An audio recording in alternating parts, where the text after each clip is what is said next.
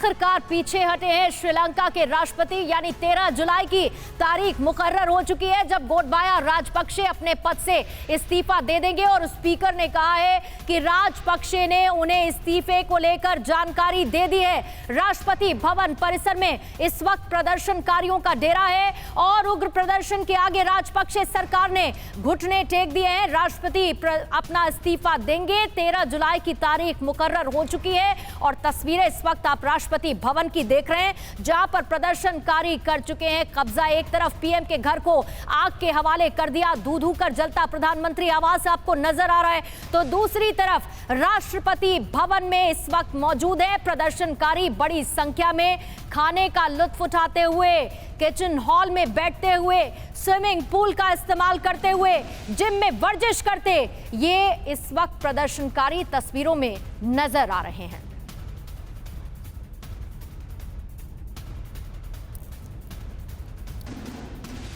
तो इन तमाम पहलुओं पर हम बातचीत करेंगे। हमारे साथ हमारे मेहमान भी जुड़े हुए, हमारे स्टूडियो में मौजूद मेहमान। सबसे पहले परिचय उनका, एयर कमोडोर एसएस बैल हमारे साथ जुड़े हुए, रक्षा विशेषज्ञ। स्वागत है सर आपका।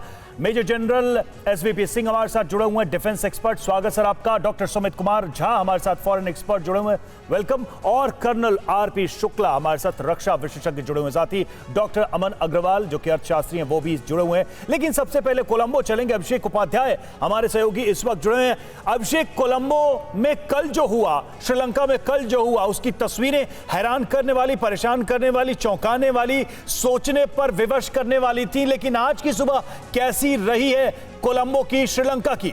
अभिषेक।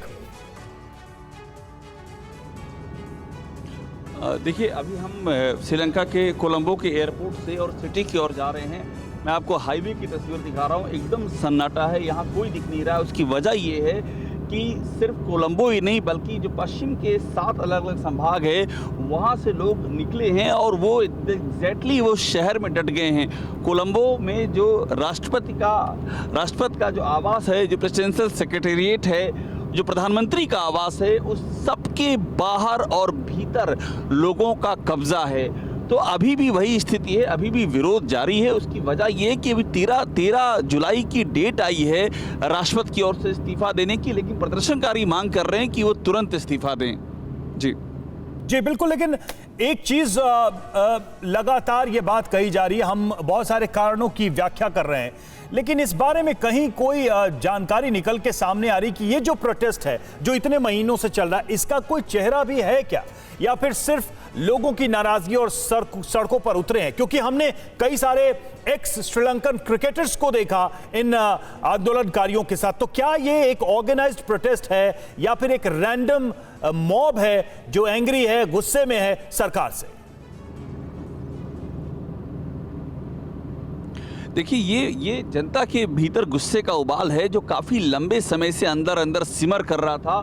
कई बार ऐसा हुआ कि वो सड़क पर भी आए, लेकिन इस बार जिस तरह से वो राष्ट्रपति के आवास में घुसे वो उनका चरम था। और वो स्थिति आ गई जब उसको यहाँ की मिलिट्री, यहाँ की पुलिस प्रशासन वो भी रोक नहीं पाए।